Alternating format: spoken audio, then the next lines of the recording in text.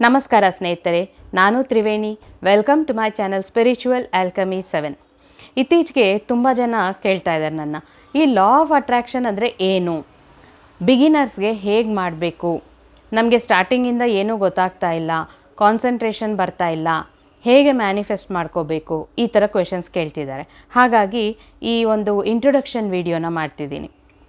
ಇದು ಇಂಟ್ರೊಡಕ್ಷನ್ ಅಂದರೆ law of attraction ಅಂದರೆ ಏನು, ಅದನ್ನು ನಮ್ಮ ಲೈಫಲ್ಲಿ ನಾವು ಹೇಗೆ ಅಳವಡಿಸ್ಕೋಬೇಕು, ನಮಗೆ ಬೇಕಾಗಿರೋದನ್ನು ನಾವು ಹೇಗೆ ಪಡ್ಕೋಬೇಕು ಅನ್ನೋದ್ರ ಬಗ್ಗೆ ಹೇಳ್ತೀನಿ. ಈಗ ಅದಕ್ಕೂ ಮುಂಚೆ ಲಾ ಆಫ್ ಅಟ್ರಾಕ್ಷನ್ ಅಂದರೆ ಏನು ಅಂತ ಹೇಳಿಬಿಡ್ತೀನಿ. ಅಟ್ರಾಕ್ಷನ್ ಅಂತ ಯಾಕೆ ಅಂತೀವಿ ಅಂತ. ಈಗ ಮ್ಯಾಗ್ನೆಟ್ ಇಟ್ಟಾಗ ಅದ್ರ ಪಕ್ಕದಲ್ಲಿ ಪ್ಲಾಸ್ಟಿಕ್ಕು ಸ್ಟೀಲ್ ಎಲ್ಲ ಇಟ್ಟರೆ ಅಟ್ರ್ಯಾಕ್ಟ್ ಆಗಲ್ಲ ಅಲ್ವಾ, ಐರನ್ ಇಟ್ಟರೆ ಮಾತ್ರ ಅಟ್ರ್ಯಾಕ್ಟ್ ಆಗುತ್ತೆ. ಅದೇ ರೀತಿ ನಮ್ಮ ಲೈಫಲ್ಲಿ ಕೂಡ ನಮ್ಮ ಭಾವನೆಗಳು, ನಮ್ಮ ಅನಿಸಿಕೆಗಳು, ನಾವು ಮಾತನಾಡೋ ಮಾತುಗಳು ಏನಿರುತ್ತೋ ಅದನ್ನೇ ನಾವು ಅಟ್ರ್ಯಾಕ್ಟ್ ಮಾಡ್ತೀವಿ ನಮ್ಮ ಲೈಫಲ್ಲಿ. ನಾವು ಯಾವಾಗಲೂ ಪಾಸಿಟಿವ್ ಆಗಿ ಒಳ್ಳೆಯದನ್ನೇ ಆಲೋಚನೆ ಮಾಡ್ತಿದ್ರೆ ಅದೇ ನಡೆಯುತ್ತೆ ನಮ್ಮ ಲೈಫಲ್ಲಿ.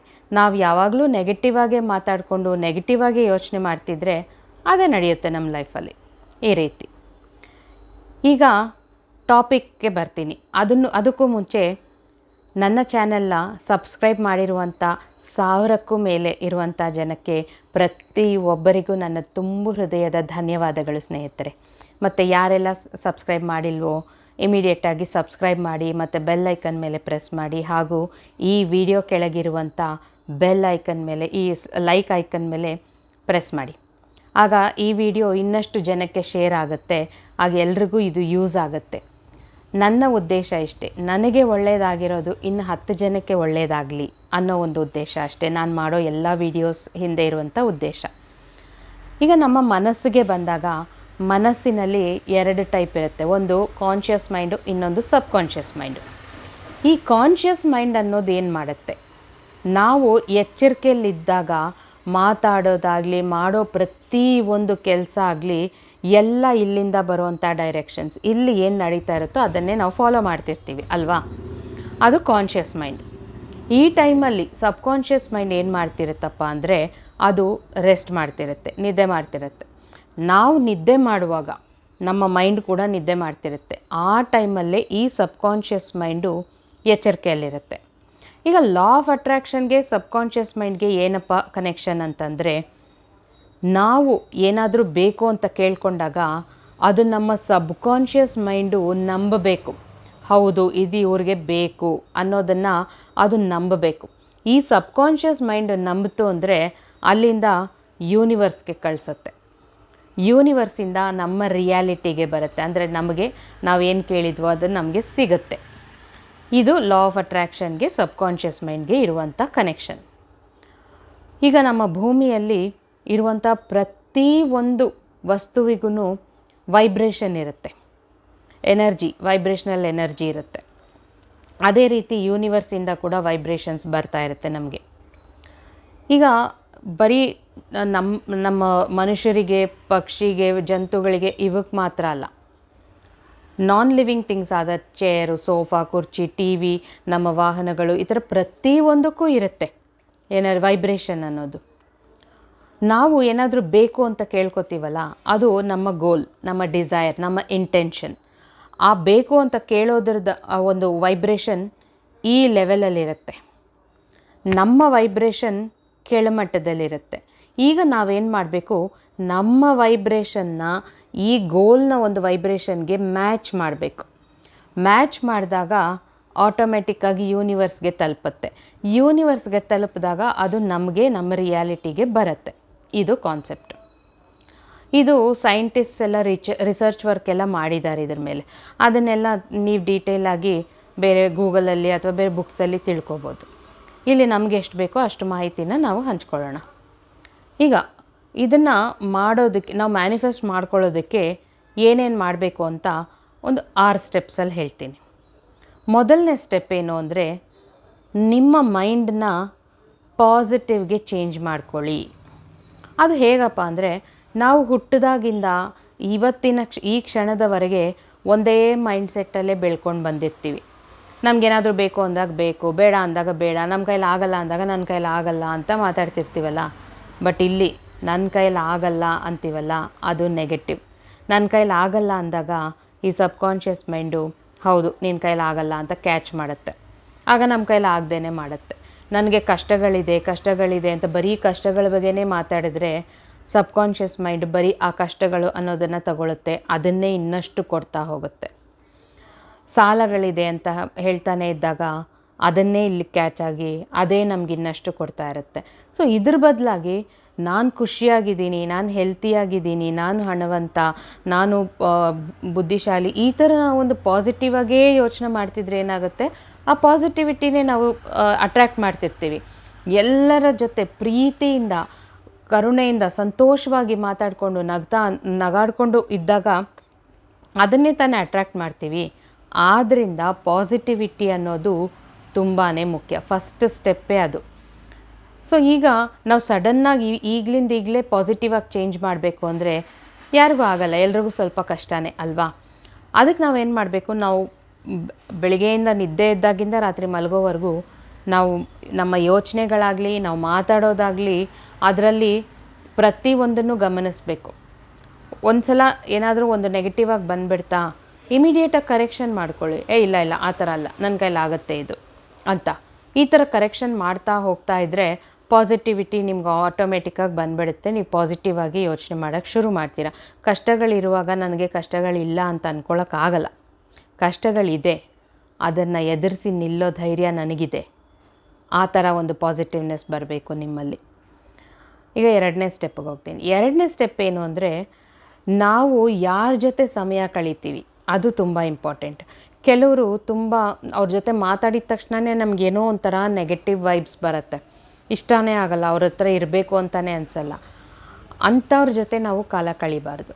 ನಾವು ಯಾರ ಜೊತೆ ಮಾತಾಡಿದ್ರೆ ತುಂಬ ಖುಷಿಯಾಗಿರ್ತೀವಿ, ಮನಸ್ಸಿಂದ ನಗ್ತೀವಿ, ಅಂಥವ್ರ ಜೊತೆ ನಾವು ಕಾಲ ಕಳಿಬೇಕು. ಆಗೇನಾಗುತ್ತೆ, ಅವ್ರ ಜೊತೆ ನಾವು ಎಲ್ಲ ಹಂಚ್ಕೊಂಡಿರ್ತೀವಿ, ಮನಸಾರೆ ನಕ್ಕಿರ್ತೀವಿ, ನಮ್ಮ ಮನಸ್ಸು ತುಂಬ ಹಗುರ ಆಗುತ್ತೆ. ಆದ್ದರಿಂದ ನಮಗಿಷ್ಟ ಆಗಿರೋವ್ರ ಜೊತೆನೇ ಆಹ್ಲಾದವಾಗಿ, ಸಂತೋಷವಾಗಿ ಕಾಲ ಕಳಿಬೇಕು. 3ನೇ ಸ್ಟೆಪ್ ಏನಪ್ಪ ಅಂದರೆ ಮೆಡಿಟೇಷನ್. ಇದು ತುಂಬಾ ಇಂಪಾರ್ಟೆಂಟ್. ಯಾವಾಗ ಮಾಡಬೇಕು ಅಂದರೆ ಬೆಳಗ್ಗೆ ನಿದ್ದೆ ಎದ್ದ ತಕ್ಷಣ ಮತ್ತು ರಾತ್ರಿ ಮಲಗೋಕ್ಕೆ ಮುಂಚೆ, ಈ 2 ಟೈಮಲ್ಲಿ ಕಂಪಲ್ಸರಿ ಮಾಡಬೇಕು. ಅದಲ್ಲದೆ ನಿಮಗೆ ಈಗ ಯಾರಾದರೂ ನೈಟ್ ಶಿಫ್ಟ್ ಮಾಡ್ತಿರ್ತೀರಾ ಅಂಥವ್ರಿಗೆಲ್ಲ ಆಗಲ್ಲ, ಮಲಗೋವಾಗಲೂ ಆಗಲ್ಲ, ಬೆಳಗ್ಗೆ ನಿದ್ದೆ ಎದ್ದ ತಕ್ಷಣ ಕೂಡ ಆಗಲ್ಲ ಅಂತೀರಾ, ಅಂಥವ್ರು ನಿಮಗೆ ಯಾವಾಗ ಸಮಯ ಸಿಗುತ್ತೋ ಆಗ ಮಾಡ್ಕೋಬೋದು. ಆದರೆ ಮಲಗೋಕ್ಕೂ ಮುಂಚೆ ಮತ್ತು ನಿದ್ದೆ ಎದ್ದ ತಕ್ಷಣ ಯಾಕೆ ಮಾಡಬೇಕು ಅಂತೀವಿ ಅಂದರೆ, ಆಗಿನ್ನೂ ಜಸ್ಟ್ ನಾವು ನಿದ್ದೆ ಎದ್ದಿರ್ತೀವಿ, ಇನ್ನೂ ಕಾನ್ಷಿಯಸ್ ಮೈಂಡು ಸಬ್ಕಾನ್ಷಿಯಸ್ ಮೈಂಡು ಎರಡೂ ಕನ್ಫ್ಯೂಷನಲ್ಲಿರುತ್ತೆ. ಅಂಥ ಒಂದು ಟೈಮಲ್ಲಿ ಮೈಂಡ್ ಕೂಡ ಬೆಳಗ್ಗೆ ಎದ್ದಾಗ ಫುಲ್ ಕಾಮಾಗಿರುತ್ತೆ. ಅಂಥ ಟೈಮಲ್ಲಿ ನಾವು ಮೆಡಿಟೇಷನ್ ಮಾಡಿ ಮ್ಯಾನಿಫೆಸ್ಟ್ ಮಾಡಿಕೊಂಡಾಗ ನಮಗೆ ಈಸಿ ಆಗುತ್ತೆ ಸಬ್ಕಾನ್ಷಿಯಸ್ ಮೈಂಡನ್ನ ನಂಬಿಸೋದಕ್ಕೆ. ಹಾಗಾಗಿ ಮೆಡಿಟೇಷನ್ ನಿಮ್ಮ ದೇಹಕ್ಕೂ ಒಳ್ಳೆಯದು, ನಿಮ್ಮ ಮನಸ್ಸಿಗೂ ಒಳ್ಳೆಯದು. ಹಾಗಾಗಿ ಗಂಟೆಗಟ್ಟಲೆ ಮಾಡಿ ಅಂತ ನಾನು ಹೇಳಲ್ಲ, 5 ನಿಮಿಷ ಸಾಕು. ನೀವು ದಿನ ಅಲಾರಮ್ ಏನು ಇಟ್ಕೋತಿರೋ ಇನ್ನೊಂದು 5 ನಿಮಿಷ ಮುಂಚೆ ಇಟ್ಕೊಳ್ಳಿ. ಇದಕ್ಕೋಸ್ಕರ ಹೋಗುವಾಗ ಇನ್ನೊಂದು 5 ನಿಮಿಷ ಮುಂಚೆ ಹೋಗಿ, ಆಗ ನಿಮ್ಮ ಕೆಲಸಗಳು ಡಿಸ್ಟರ್ಬ್ ಆಗಲ್ಲ ಅಲ್ವಾ, ನಿಮ್ಮ ಟೈಮಿಂಗ್ಸು ಡಿಸ್ಟರ್ಬ್ ಆಗಲ್ಲ. ಈಗ ಮೆಡಿಟೇಷನಲ್ಲಿ ನನಗೆ ಕಾನ್ಸಂಟ್ರೇಷನ್ನೇ ಬರಲ್ಲ, ಎಷ್ಟು ಟ್ರೈ ಮಾಡಿದ್ರೂ ಏನೇನೋ ಥಾಟ್ಸ್ ಬರುತ್ತೆ, ಎಲ್ಲಿಲ್ಲದೆ ಇರೋ ಆಲೋಚನೆಗಳೆಲ್ಲ ಆ ಟೈಮ್ಗೆ ಬರುತ್ತೆ ಅಂತೀರಾ. ಅದು ಸಹಜ, ಯಾಕೆಂದರೆ ನಾವು ಮನುಷ್ಯರಲ್ವಾ. ಮನುಷ್ಯರಂದಮೇಲೆ ಈ ಆಲೋಚನೆಗಳು ಬರ್ತಾನೆ ಇರುತ್ತೆ. ಈ ಮೈಂಡ್ ಅಂದಮೇಲೆ ಆ ಮೈಂಡ್ನ ಕೆಲಸನೇ ಆಲೋಚನೆಗಳನ್ನು ಯಾವಾಗಲೂ ತಗೊಂಡು ಬರೋದೇ ಅಲ್ವಾ. ಅದರಲ್ಲಿ ಏನೂ ತಪ್ಪಿಲ್ಲ, ಎಲ್ಲರಿಗೂ ಆಗೋದೇನೆ. ಈಗಲೂ ನಾವು ರೆಗ್ಯುಲರಾಗಿ ಮಾಡೋವಂಥವ್ರು, ಮೆಡಿಟೇಷನ್ ಮಾಡೋರು ಕೂತ್ಕೊಂಡಾಗ್ಲೂ ಅವ್ರಿಗೂ ಇದೇ ಪ್ರಾಬ್ಲಮ್ಮೇ ಬರುತ್ತೆ. ಅದಕ್ಕೇನು ಮಾಡಬೇಕು ಅಂದರೆ, ನೀವು ಕೂತ್ಕೊಳ್ತೀರಲ್ವ ಮೆಡಿಟೇಷನ್ಗೆ, ಆಗ ಮೂಗಿನ ಮೂಲಕ ಸ್ಲೋ ಆಗಿ ಹೊಕ್ಕಳಿನವರೆಗೆ, ನಿಮ್ಮ ಹೊಟ್ಟೆವರೆಗೆ ಬ್ರೀತ್ ಮಾಡಿ. ನಿಮ್ಮ ಗಮನ ಆ ಬ್ರೀದಿಂಗ್ ಮೇಲೇ ಇರಲಿ, ಎಲ್ಲೆಲ್ಲಿ ಹೋಗ್ತಾ ಇದೆ ಅದನ್ನೇ ಫಾಲೋ ಮಾಡ್ಕೊಂಡು ಹೋಗಲಿ. ಆ ಒಳಗೆ ನೀವು ಬ್ರೀತಿಂಗ್ ತಗೊಳ್ಳೋವಾಗ ಯೂನಿವರ್ಸಲ್ಲಿರುವಂಥ ಪಾಸಿಟಿವ್ ಎನರ್ಜಿನ ನಾನು ನನ್ನ ಒಳಗೆ ತಗೋತಾ ಇದ್ದೀನಿ ಅಂತ ಅಂದ್ಕೊಂಡು ಫುಲ್ಲಾಗಿ ಸ್ಲೋ ಆಗಿ ಬ್ರೀತ್ ಒಳಗಡೆ ತಗೊಳ್ಳಿ. ಆಮೇಲೆ ನಿಧಾನಕ್ಕೆ ಮತ್ತು ಬಾಯಿನ ಮೂಲಕ ಹೊರಗಡೆ ಬಿಡಿ ಉಸಿರನ್ನು.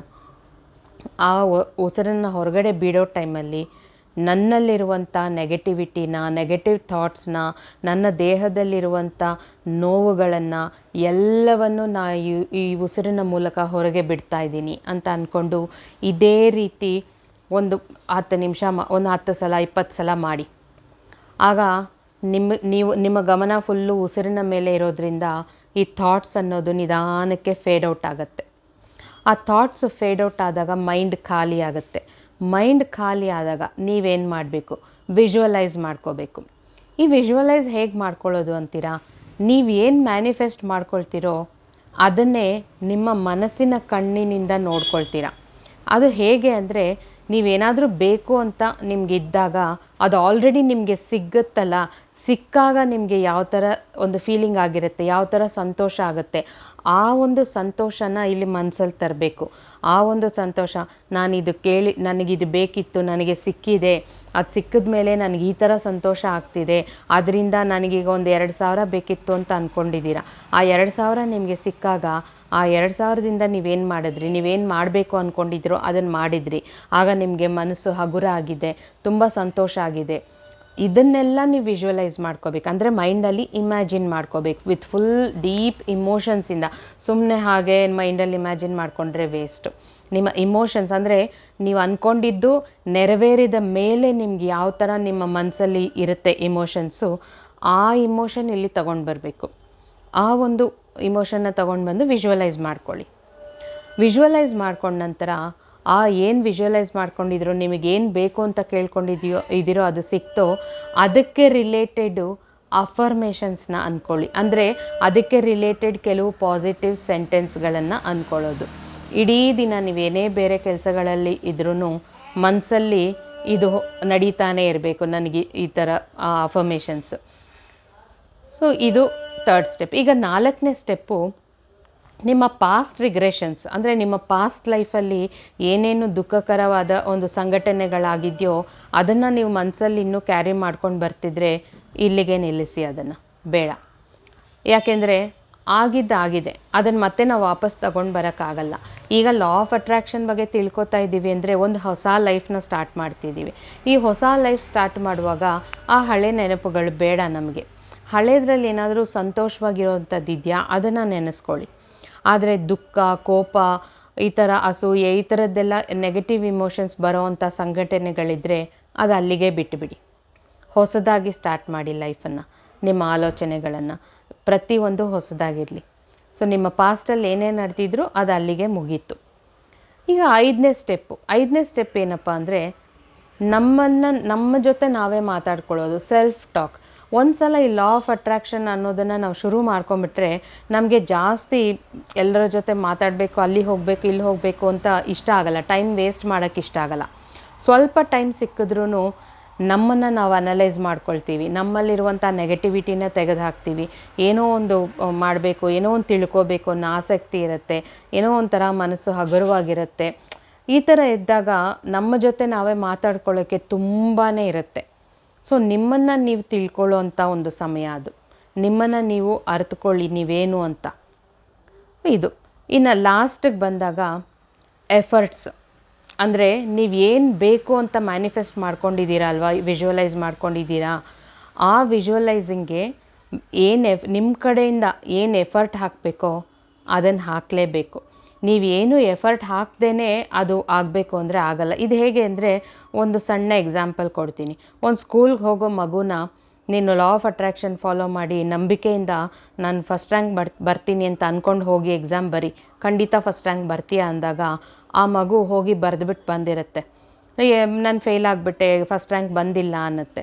ಯಾಕೆ, ಚೆನ್ನಾಗಿ ಓದಿದ್ಯಾ ತಾನೆ ಅಂತ ಕೇಳಿದಾಗ, ಇಲ್ಲ ನೀನು ಸುಮ್ಮನೆ ಎಕ್ಸಾಮ್ ಬರೀ ಫಸ್ಟ್ ರ್ಯಾಂಕ್ ಬರ್ತೀಯಾ ಅಂತ ಹೇಳಿದೆ, ನಾನು ನಂಬಿಕೆಯಿಂದ ಫಸ್ಟ್ ರ್ಯಾಂಕ್ ಬರ್ತೀನಿ ಅನ್ನೋ ನಂಬಿಕೆಯಿಂದ ಹೋಗಿ ಬರೆದೆ ಅಂದಾಗ ಖಂಡಿತ ಆಗಲ್ಲ. ಯಾಕೆಂದರೆ ಅಲ್ಲಿ ಓದಲೇ ಇಲ್ಲ. ಸೊ ಅದು ಎಫರ್ಟ್ ಅಂದರೆ. ಆ ಎಫರ್ಟೂ ಜೊತೆ ಆದಾಗ, ನಮ್ಮ ಮ್ಯಾನಿಫೆಸ್ಟೇಷನ್ ಜೊತೆ ನಮ್ಮ ಎಫರ್ಟ್ ಕೂಡ ಜೊತೆ ಆದಾಗ ಯೂನಿವರ್ಸ್ ನಮಗೆ ಕೊಡೋದನ್ನು ಕೊಡುತ್ತೆ. ಯೂನಿವರ್ಸ್ ಯಾವ ರೀತಿ ಕೊಡುತ್ತೆ ಅನ್ನೋದರ ಯೋಚನೆ ನಮಗೆ ಬೇಡ.